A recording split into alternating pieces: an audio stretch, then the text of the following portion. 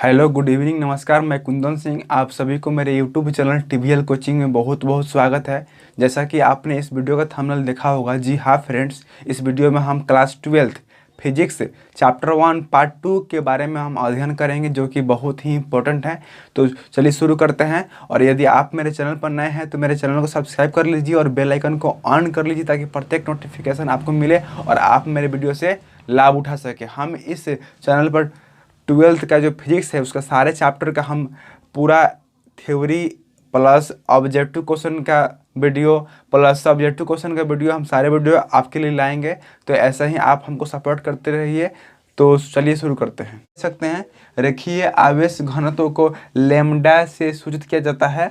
तो लेमडा बराबर क्या हो जाएगा, Q/L, क्योंकि इसमें हम लंबाई पर निर्भर रहते हैं। ओके, और आयतन में हम वॉल्यूम पर निर्भर रहेंगे। तो लेमडा बराबर Q/L, यह क्या हुआ, रेखीय आवेश घनत्व हुआ। ठीक है, आपको याद रखना पड़ेगा, ये बहुत ही इंपॉर्टेंट क्वेश्चन है जिसको आपको याद रखना पड़ेगा। गोलीय आवेश घनत्व को हम सिग्मा से सूचित करते हैं। सिग्मा बराबर फार्मूला होता है, Q तो सेम ही रहेगा सब में, यहाँ पर क्षेत्रफल पर आश्रित होते हैं, इसलिए यहाँ पे A होगा। और इसमें रेखीय आवेश घनत्व लेमडा बराबर हो जाएगा Q/L, लंबाई पर निर्भर रहते हैं। और आयतन आवेश घनत्व को हम रो से सूचित करते हैं। रो बराबर Q/ क्या हो जाएगा, V हो जाएगा। यहाँ पे हम क्षेत्रफल पर निर्भर हैं, यहाँ पर लंबाई पर निर्भर हैं और यहाँ पर आयतन पर निर्भर है। यह क्या है, यह गोलीय आवेश घनत्व है, यह रेखीय आवेश घनत्व है और यह आयतन आवेश घनत्व है। गोलीय आवेश घनत्व को सिग्मा से, रेखीय आवेश घनत्व को लेमडा से और आयतन आवेश घनत्व को रो से सूचित करते हैं। इस बात को आपको याद रखना पड़ेगा। इस तरह आवेश का मान दिया हुआ हो, क्षेत्रफल दिया हुआ हो, तो हम गोलीय आवेश घनत्व का मान निकाल सकते हैं।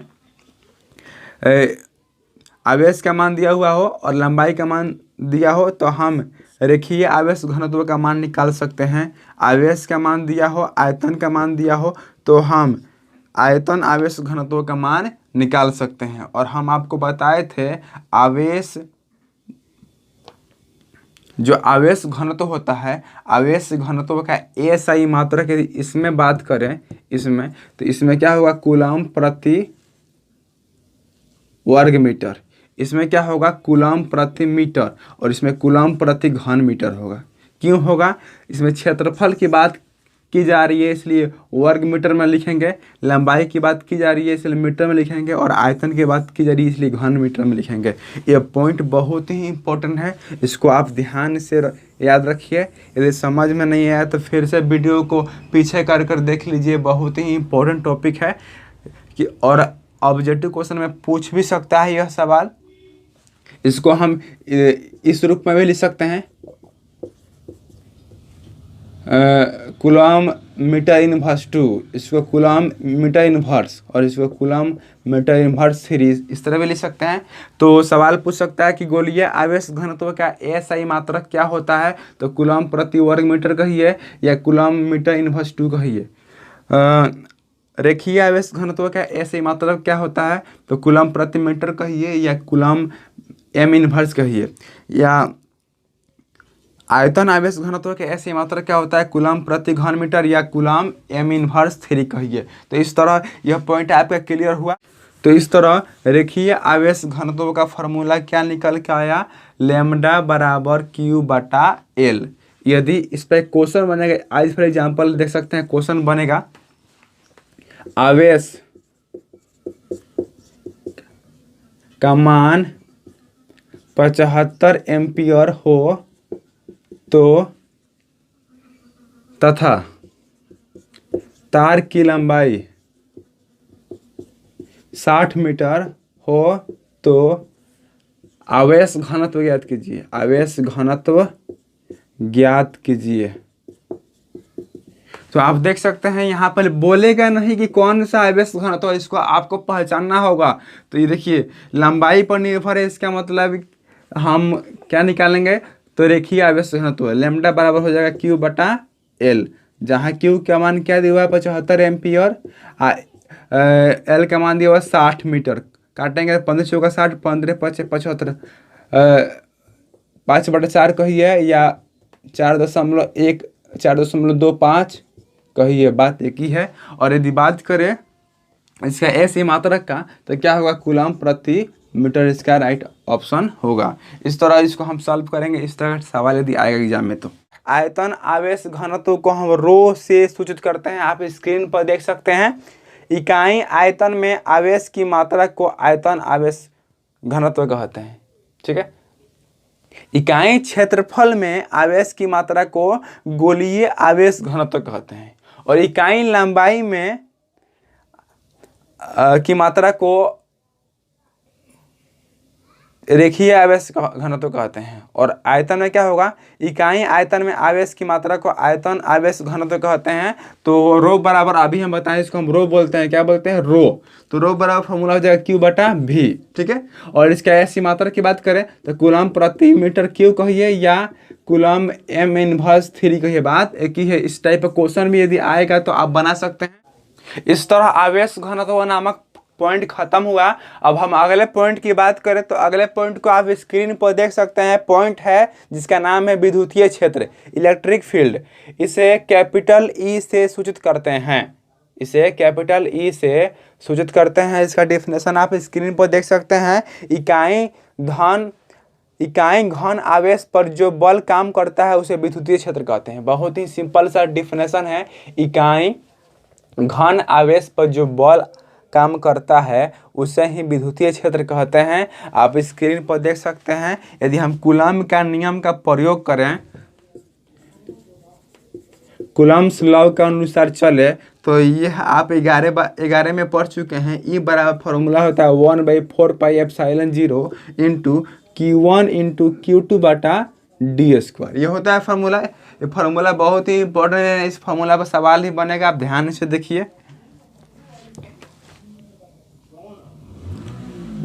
चूंकि Q1 को हम 1 कूलम मान लेंगे और Q2 को हम Q मान लेंगे, तो इस तरह हम इसको पुट करेंगे तो क्या निकलेगा, ये बराबर 1/4πε0 इंटू Q1 नहीं निकलेगा, Q1 के जगह पे 1 लिखेंगे और Q2 के जगह पे Q लिखेंगे तो Q/d²। इस तरह यह निकल के आया, आप स्क्रीन पर देख सकते हैं।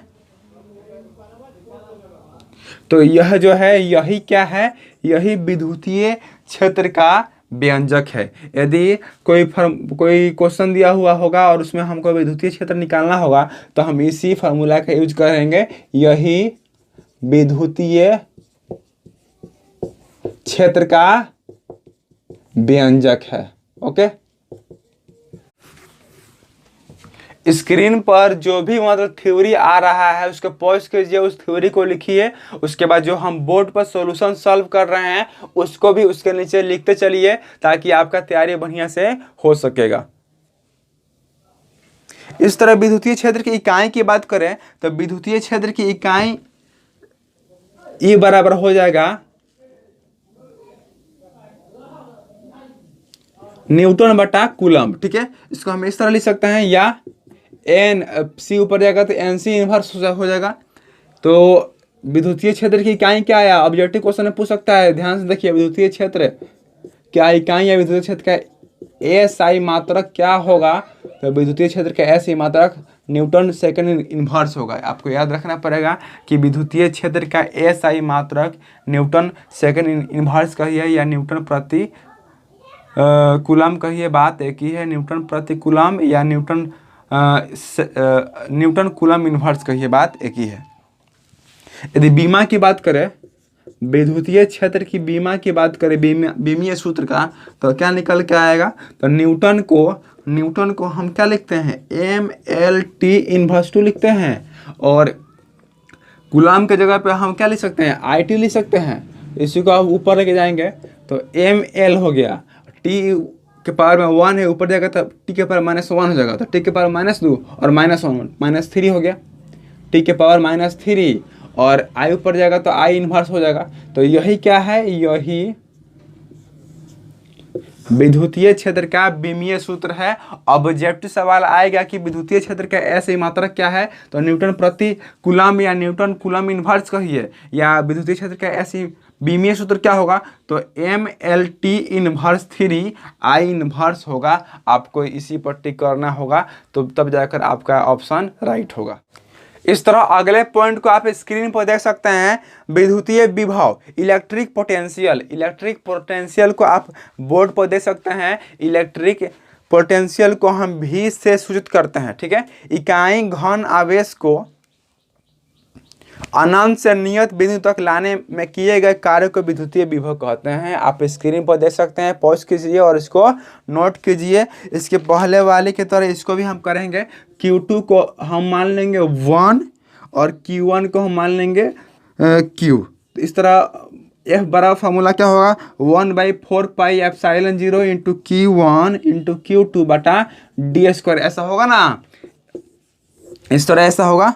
तो F बराबर मान पुट करेंगे तो 1/4 पाई एप्सिलॉन 0 इंटू Q1 की जगह पर क्या लिखेंगे, Q लिखेंगे, और Q2 की जगह पर 1 लिखेंगे। 1 से गुना करेंगे तो कोई प्रभाव नहीं पड़ेगा, इस तरह नहीं लिखेंगे d²। यही निकल के आया। तो यदि बल का मान निकालना होगा, विद्युतीय विभव का मान निकालना होगा, तो हम इसी फार्मूला का प्रयोग करेंगे। F कहिए या V भी कह सकते हैं, यहाँ V भी लिख सकते हैं। इस तरह क्या निष्कर्ष निकल रहा है, कार्य का जो मान होता है वह विभव के मान के बराबर होता है। दोनों का फार्मूला होता है बल गुने दूरी। इसका मतलब आप कार्य बराबर भी बल गुने दूरी कह सकते हैं और विभव बराबर भी बल गुने दूरी कह सकते हैं। दोनों का फार्मूला सेम ही होता है।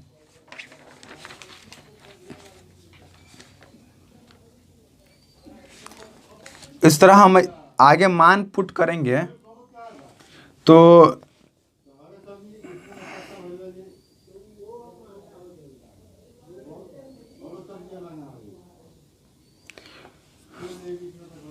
कार्य बराबर बल गुने दूरी है, विभव बराबर बल गुने दूरी है। अब इसे मान पुट करेंगे, बल के जगह पर हम पूरा लिख सकते हैं 1/4 पाई एप्सिलॉन 0 इंटू Q बटा d²। और दूरी के जगह पर हम d लिख सकते हैं, दूरी को d से सूचित करते हैं। एक d से d कैंसिल हो गया, क्या बचा 1/4 पाई एप्सिलॉन 0 इंटू Q/d, और ये किसका मान है, v का। तो इस तरह हम विद्युतीय विभव का मान इस व्यंजक से निकाल सकते हैं। यदि Q का मान दिया हुआ होगा और दूरी का मान दिया हुआ होगा तो हम विद्युतीय विभव का मान इस व्यंजक से निकाल सकते हैं। यही क्या है, यही विद्युतीय विभव का व्यंजक है। आप इसको नोट कर सकते हैं। इस तरह हम आगे देखें इसकी ऐसे मात्रा की, तो विभव का SI मात्रक क्या निकल के आ रहा है, आप स्क्रीन पर देख सकते हैं। क्या होगा, वोल्ट। आप लोग क्लास में ही पढ़ चुके हैं, विभव का SI मात्रक क्या होता है, वोल्ट होता है। विभव का SI मात्रक वोल्ट होता है। यदि बीमा की बात करें, विमीय सूत्र की, तो क्या होगा, V गुने Q।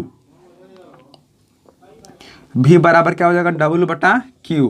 अब मान पुट करेंगे, W बराबर V/Q होता है। तो इस तरह Q उधर गुना में, इधर आएगा भाग में, तो V बराबर W/Q हो गया। अब इसे मान पुट करेंगे, W कार्य का क्या होता है, तो होता है ML² T इनवर्स 2, और Q का क्या होता है, IT। अब इसको ऊपर लेके जाएंगे तो M के M हो जाएगा,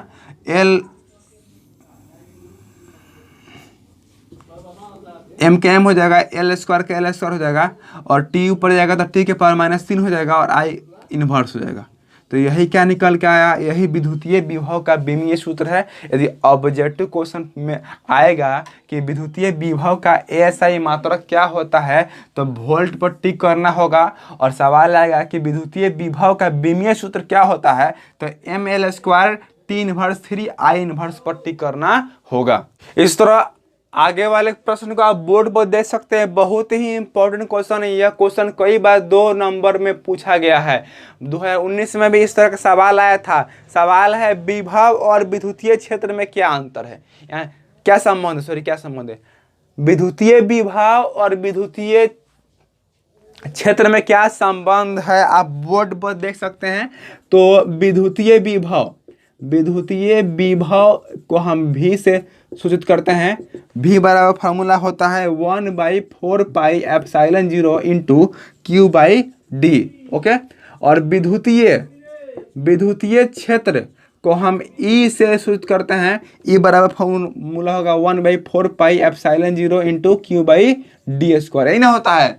तो इसको हम समीकरण फर्स्ट मानेंगे और इसको समीकरण सेकंड मानेंगे। अब क्या करेंगे, from equation first and second, मतलब समीकरण 1 और 2 से। तो V बराबर 1/4πε0 इंटू Q/D और E बराबर 1/4πε0 इंटू Q/D²। इसको काटेंगे तो ये कट जाएगा, दोनों सेम है तो कट जाएगा। यहाँ क्या आया, V बटा E बराबर Q से भी Q कट जाएगा, D से एगो D कट गया, क्या बचा, D बचा। किससे क्या बचा, D। V बटा E बराबर D आया, इसको हम इस तरह भी लिख सकते हैं, या V बराबर ED, ई गुना में उधर भाग में, इस तरफ V का मतलब विभव। ओके, और E का मतलब विद्युतीय क्षेत्र और D का मतलब दूरी, मतलब V बराबर ED, यही विद्युतीय क्षेत्र और विद्युतीय विभव में संबंध है। यदि ये दो नंबर में ना आकर के एक नंबर में आएगा, सवाल आएगा कि इनमें से कौन, निम्नलिखित में से कौन विद्युतीय विभव और विद्युतीय क्षेत्र में संबंध है, तो आपको V बराबर ED पर टिक करना होगा। नेक्स्ट पॉइंट को आप स्क्रीन पर देख सकते हैं, विद्युतीय फ्लक्स। विद्युतीय फ्लक्स ये बहुत ही इंपॉर्टेंट पॉइंट है। इलेक्ट्रिक फ्लक्स को आप बोर्ड पर देख सकते हैं। इसका डिफिनेशन है, विद्युतीय क्षेत्र में विद्युतीय फ्लक्स क्षेत्र तथा क्षेत्रफल का क्षैतिज गुणनफल है। इसे हम फाई से सूचित करते हैं, मतलब विद्युतीय फ्लक्स को हम फाई से सूचित करते हैं। आप स्क्रीन पर देख सकते हैं, जिस तरह डिफिनेशन बोल रहा है उस तरह हम करेंगे। मतलब विद्युतीय फ्लक्स किसे कहते हैं, विद्युतीय फ्लक्स किसे कहते हैं, तो विद्युतीय क्षेत्र और क्षेत्रफल के गुणनफल को ही हम विद्युतीय फ्लक्स कहते हैं। इसको हम फाई से सूचित करते हैं। फाई बराबर हो जाएगा E गुने ए।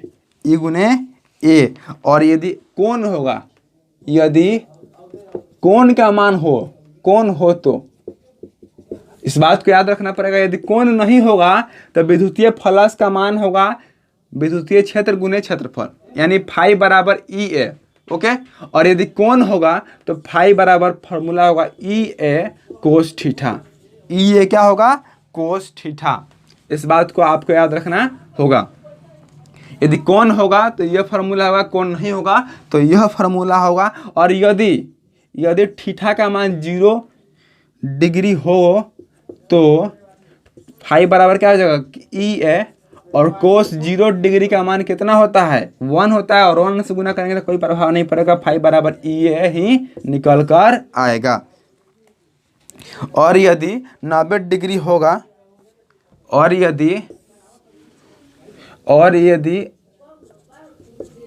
यदि थीटा का मान 0 डिग्री ना होकर 90 डिग्री होगा तो फाई बराबर क्या हो जाएगा, EA कोस थीटा। तो EA कोस 90 डिग्री का मान कितना होता है, 0, इसलिए फाई बराबर क्या हो जाएगा, 0। इस बात को याद रखना पड़ेगा। ऑब्जेक्टिव सवाल पूछ सकता है, यदि थीटा का मान, यदि कोण का मान 0 डिग्री हो तो विद्युतीय फ्लक्स का मान कितना होगा, तो फाई बराबर EA। और यदि थीटा का मान 90 डिग्री हो तो क्या होगा, तो फाई बराबर 0। आप स्क्रीन पर देख सकते हैं। और यदि इसके ऐसे ही मात्रा की बात की जाए तो विद्युतीय फ्लक्स का SI मात्रक न्यूटन कूलम इनवर्स m² होता है। आप स्क्रीन पर देख सकते हैं। आपको टिक करना पड़ेगा, सवाल आ जाएगा इनमें से कौन विद्युतीय फ्लक्स का SI मात्रक है, तो न्यूटन कूलम इनवर्स m² पर टिक करना होगा, तब जाकर आपका सही उत्तर होगा। यदि फाई का विमीय सूत्र की बात करें, तो क्या होगा, M L Q T inverse 3 I inverse होगा। ओके, इसको बड़ा ब्रैकेट में हम लिखेंगे। अगला पॉइंट बहुत ही महत्वपूर्ण है, यह सवाल बहुत ही महत्वपूर्ण है। कई बार 5 मार्क्स में कितना बार एग्जाम में आ चुका है। यदि ये 5 मार्क्स में आएगा तो पूरा लिखना है, यदि 2 मार्क्स में आएगा तो जैसे जितना पूछेगा उतना लिखना है। सवाल बहुत ही इंपॉर्टेंट है, आप स्क्रीन पर इसको देख सकते हैं। गॉस का प्रमेय क्या है, इसका प्रयोग लिखें। गॉस का प्रमेय क्या है और इसका प्रयोग लिखे, आप स्क्रीन पर देख सकते हैं। किसी घिरे गोलीय तल के बाहरी बिंदु पर आवेश तथा एप्सिलॉन 0 का अनुपात को जो होता है वह विद्युतीय फ्लक्स के बराबर होता है। इसे ही हम गॉस का प्रमेय कहते हैं। मतलब जिस तरह थ्योरी है उसी तरह इसको हम सॉल्व करेंगे। आप देख सकते हैं यह गोलीय तल हो गया और यहाँ पे ये त्रिज्या हो गया, ये एरिया हो गया और ये प्लस क्यू आवेश हो गया। ठीक है, तो जो दिया है उसको हम लिखेंगे। दिया है चित्र में गोलीय तल है, इस पर क्यू आवेश है, इसकी त्रिज्या ओ ए। चित्र में गोलीय तल है जिसकी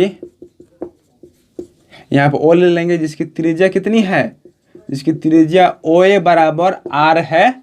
आप स्क्रीन पर देख सकते हैं। तो हमको सिद्ध क्या करना है, टू प्रूव दैट, हमको सिद्ध क्या करना है, फाई बराबर क्यू बटा एप्सिलॉन 0। यही ना बोल रहा था, फाई बराबर क्यू बटा एप्सिलॉन।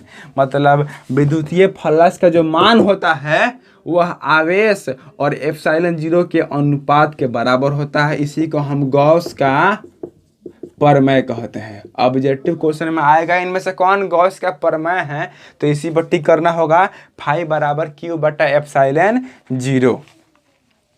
तो इसको हमको सिद्ध करना है। ठीक है, तो इसको हम किस तरह सिद्ध करेंगे आप स्क्रीन पर देख सकते हैं। हम जानते हैं कि फाई बराबर होता है ई ए कोस थीटा।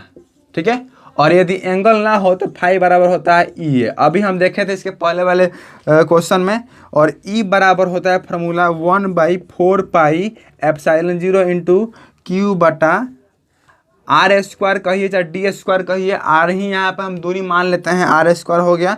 और ए जो तल है, जो गोलीय तल है, गोलीय जो तल है का क्षेत्रफल का आयतन कितना होगा, का क्षेत्रफल कितना होगा, गोलीय तल जो है इसका क्षेत्रफल क्या होगा। तो हम जानते हैं गोला का जो एरिया होता है वो होता है 4 pi are square. Okay, 4 pi are square. अब हम मान पुट करेंगे, आप स्क्रीन पर देख सकते हैं। फाई बराबर है ई ए। ओके, तो फाई बराबर क्या लिखेंगे, ई की जगह पर क्या लिखेंगे, लिखेंगे 1/4 पाई एप्सिलॉन 0 इंटू क्यू बटा आर स्क्वायर। और जहाँ ए है वहाँ पे क्या लिखेंगे, 4 पाई आर स्क्वायर। आप स्क्रीन पर देख सकते हैं, आर स्क्वायर कट गया, 4 पाई से 4 पाई कट गया, तो इधर क्या बचा, फाई बराबर क्यू बटा एप्सिलॉन 0 बचा। तो यही तो सिद्ध करना था और यही सिद्ध हो गया। प्रूव दैट, सिद्ध हो गया। बहुत ही सिंपल सा डिफिनेशन है और बहुत ही सिंपल सा लॉजिक है, किस तरह से सिद्ध हुआ आप देख सकते हैं। मतलब फाई बराबर ई ए कोस थीटा होता है और फाई बराबर ई ए कब होगा, जब कोण का मान नहीं दिया होगा, और इसमें कोण का मान नहीं है, इसलिए फाई बराबर हो जाएगा ई ए। और ई का मान होता है 1/4 पाई एप्सिलॉन 0 इंटू क्यू बटा आर स्क्वायर। और गोला जो है, गोला का एरिया होता है 4 पाई आर स्क्वायर। अब जहाँ ई है वहाँ पर ई का वैल्यू पुट करेंगे, जहाँ ए है वहाँ ए का वैल्यू पुट करेंगे। इस तरह जो कट के आएगा वही हमारा आंसर होगा, वही गॉस का प्रमेय होगा। इस तरह आप गॉस के प्रमेय को सिद्ध कर सकते हैं। बहुत ही इम्पोर्टेंट क्वेश्चन है। इस तरह इसको तो हम साबित कर लिए, गॉस का प्रमेय क्या है जान गए। अब इसके हम प्रयोग के बारे में देखेंगे। इस तरह आप पहले प्रयोग को स्क्रीन पर देख सकते हैं। गॉस प्रमेय का उपयोग, इसके 4 उपयोग है। गॉस प्रमेय के 4 उपयोग हैं। हम चारों उपयोगों का अध्ययन बारी बारी से करेंगे। पहले प्रयोग को आप स्क्रीन पर देख सकते हैं। यह किसी चदरा का विद्युतीय क्षेत्र निकाल सकता है, यानी मतलब जो गॉस का जो प्रमेय होता है ये क्या निकालता है, यह क्षेत्र निकालता है, विद्युतीय क्षेत्र निकालता है। तो हम गॉस के प्रमेय से किसी चदरा का विद्युतीय क्षेत्र निकाल सकते हैं। जैसे ये चदरा हो गया, यह क्या हो गया, चदरा हो गया, आप स्क्रीन पर देख सकते हैं। तो फाई बराबर क्यू बटा एप्सिलॉन 0 होता है, मतलब यही तो गॉस का नियम है, ठीक है। फाई बराबर क्यू बटा एप्सिलॉन 0, क्या हम फाई के जगह पे ये लिख सकते हैं? अरे भाई होता है, चूंकि फाई बराबर ये होता है तो जहाँ फाई है वहाँ पे हम ये नहीं लिख सकते हैं, लिख सकते हैं फाई बराबर ये अब बराबर क्यू बटा एप्सिलॉन 0। फिर इसको हम आगे बढ़ाएंगे तो इधर ए गुना में है, उधर जाएगा तो भाग में, तो ई बराबर हो जाएगा क्यू बटा एप्सिलॉन 0 और ए। ध्यान से देखिए, और क्यू बटा ए के जगह पे हम सिग्मा लिख सकते हैं। अरे सिग्मा बराबर क्यू बटा ए होता है, यानी गोलीय आवेश घनत्व का मान होता है क्यू बटा ए, जहां पर क्यू बटा ए है वहां पे हम सिग्मा लिख सकते हैं। तो ई बराबर क्या हो गया, सिग्मा बटा एप्सिलॉन 0 हो गया। तो यही क्या है, इसी से हम क्या निकाल सकते हैं, किसी चदरा का विद्युतीय क्षेत्र निकाल सकते हैं। आप स्क्रीन पर देख सकते हैं। कहने का मतलब क्या, यदि गोलीय आवेश घनत्व दिया हुआ हो और एप्सिलॉन 0 का मान मालूम हो तो हम विद्युतीय क्षेत्र का मान निकाल सकते हैं। और किसका विद्युतीय क्षेत्र, किसी चदरा का। इस तरह आप इसका दूसरा प्रयोग देख सकते हैं स्क्रीन पर, यह किसी बेलन का विद्युतीय क्षेत्र निकाल सकता है। इसके पहले वाले में चदरा का निकाल रहा था, अब बेलन का निकाल देगा। तो फार्मूला होता है फाई बराबर क्यू बटा एप्सिलॉन 0, फाई के जगह पर ये लिख सकते हैं क्यू बटा एप्सिलॉन 0। तो बेलन जो होता है, बेलन का विद्युतीय क्षेत्र निकालना है तो बेलन का जो एरिया होता है उस एरिया का फार्मूला होता है 2 पाई आर एल। ओके, तो जहाँ ई है वहाँ एल लिखेंगे और जहाँ पर ए है वहाँ पर हम लिखेंगे 2 पाई आर एल बराबर क्यू बटा एप्सिलॉन 0।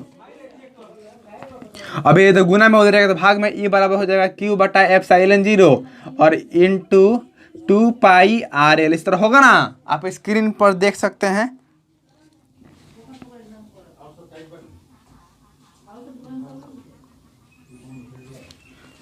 और आप हम Q बटा एल, जहाँ Q बटा एल है वहाँ पे हम लैम्डा लिख सकते हैं। रेखीय आवेश घनत्व बराबर होता है Q बटा एल, तो Q बटा एल के जगह पे हम लैम्डा लिख सकते हैं। ई बराबर क्या होगा, लैम्डा बटा 2 पाई आर एप्सिलॉन 0। तो इसके द्वारा हम क्या निकाल सकते हैं, इस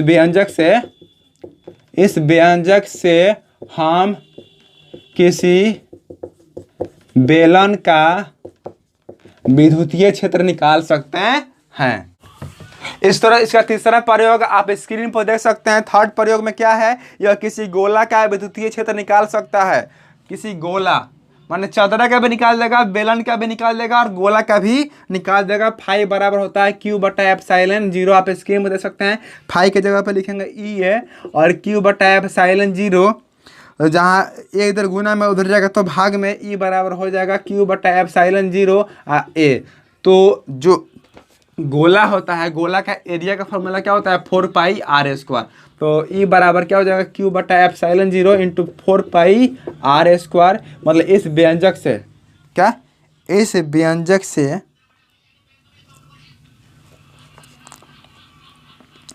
व्यंजक से हम किसी गोला का विद्युतीय क्षेत्र निकाल सकते हैं।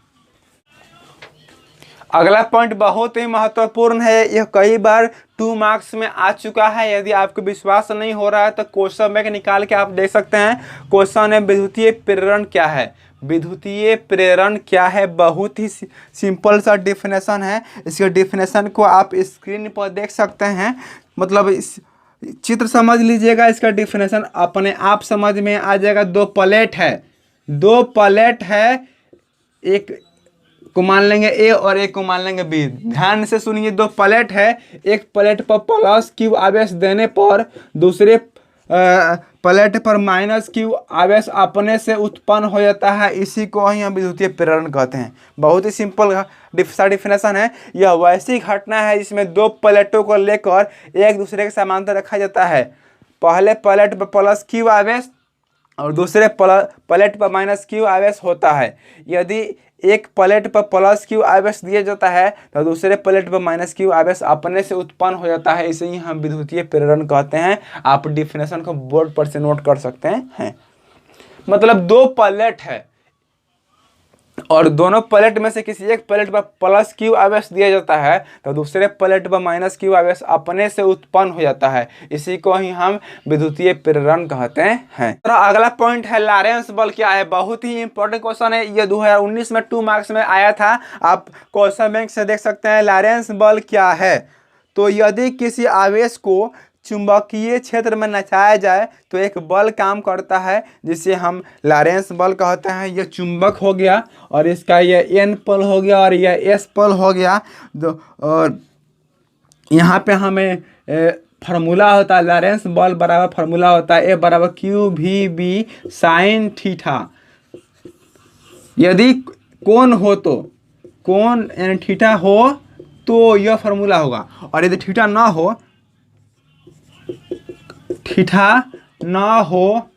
तो फार्मूला होगा एफ बराबर क्यू वी बी। ओके, जहां एफ क्या है? एफ बराबर लॉरेंस बल है, वी बराबर वेग है, बी बराबर विद्युतीय क्षेत्र है, ठीक है, और थीटा बराबर क्या है? घुमाव कोण है। क्या है? घुमाव कोण है। इस तरह अगला पॉइंट को आप स्क्रीन पर देख सकते हैं। विद्युतीय द्विध्रुव क्या है? अगर दो आवेश एक दूसरे से कम दूरी पर रखे जाए तथा एक दूसरे के बराबर और विपरीत हो तो उसे ही हम विद्युतीय द्विध्रुव कहते हैं। बराबर और विपरीत आवेशों के कारण दोनों आवेश अक्ष पर घूमते हैं, इसे ही द्विध्रुव का आघूर्ण कहते हैं। बहुत ही इंपॉर्टेंट सा टॉपिक है, इसको याद रखना पड़ेगा। और विद्युतीय द्विध्रुव को P से सूचित करते हैं। यह मतलब गोलीय तल हो गया, यहाँ पे ये दूरी हो गया, इधर प्लस क्यू आवेश इधर माइनस क्यू आवेश है, और इसको हम क्या बोलेंगे? विद्युतीय द्विध्रुव बोलेंगे। P बराबर विद्युतीय द्विध्रुव P बराबर फार्मूला होगा आवेश गुने दूरी। ओके, P बराबर Q इंटू डी। और यदि ऐसी मात्रा की बात करें तो आवेश की ऐसी मात्रा कूलम होगा और दूरी का ऐसी मात्रा मीटर हो गया। तो इस तरह क्या निकल के आ रहा है? विद्युतीय द्विध्रुव का SI मात्रक क्या होगा? तो कूलम मीटर इसका SI मात्रक होगा। एक डेबाई का मान होता है 1/3 गुने 10 के पावर -29 cm। ओके, इसको याद रखना पड़ेगा। एक डेबाई का मान इतना होता है। 10 डेबाई 20 डेबाई का मान कहेगा निकालने के लिए तो आप इस तरह निकाल सकते हैं। अगला पॉइंट है, आप इसको स्क्रीन में देख सकते हैं। आवेश का क्वांटीकरण क्या है? यह सवाल आता है एग्जाम में बार बार कि आवेश का क्वांटीकरण सिद्धांत का वर्णन करें। 2 मार्क्स में आएगा। तो आवेश विद्युत ऊर्जा है। आवेश क्या है? विद्युत ऊर्जा है। यह छोटे छोटे कणों के मिलने से बना है जिसे फोटान या क्वांटा कहते हैं। अब ऑब्जेक्टिव सवाल में आ सकता है कि आवेश जो छोटे छोटे कणों के मिलने से बना है उसको हम क्या कहते हैं? तो उसको हम फोटान या क्वांटा कहते हैं। छोटे छोटे फोटान को मिलाकर ऊर्जा प्राप्त होती है। यदि सभी फोटान की अवहेलना की जाए तो ऊर्जा संभव नहीं होगी, अतः फोटान को मिलाकर ही ऊर्जा संभव है। देखिए, जिस तरह कोशिका के मिलने से शरीर का विकास होता है उसी तरह फोटान के मिलने से आवेश का निर्माण होता है। यदि आपको ऊर्जा की आवश्यकता है तो फोटान की आवश्यकता जरूर होगी, क्योंकि जिस तरह हमारे शरीर की सबसे छोटी इकाई कोशिका है, ठीक उसी तरह किसी भी प्रकार की ऊर्जा की सबसे छोटी इकाई क्या है? फोटान है, जिसको हम क्वांटा भी कहते हैं। तो इसको पॉज कीजिए और स्क्रीन पर से इसको नोट कर लीजिए। इस तरह फिजिक्स का चैप्टर 1 इसका नाम है वैद्युत आवेश तथा क्षेत्र, यह खत्म हुआ। इसके आगे वाले वीडियो में हम सेकंड चैप्टर का मतलब थ्योरी वाला वीडियो बनाएंगे। तो ऐसा ही हमको आप सपोर्ट करते रहिए। मिलते हैं अगले वीडियो में, तब तक के लिए नमस्कार, जय हिंद।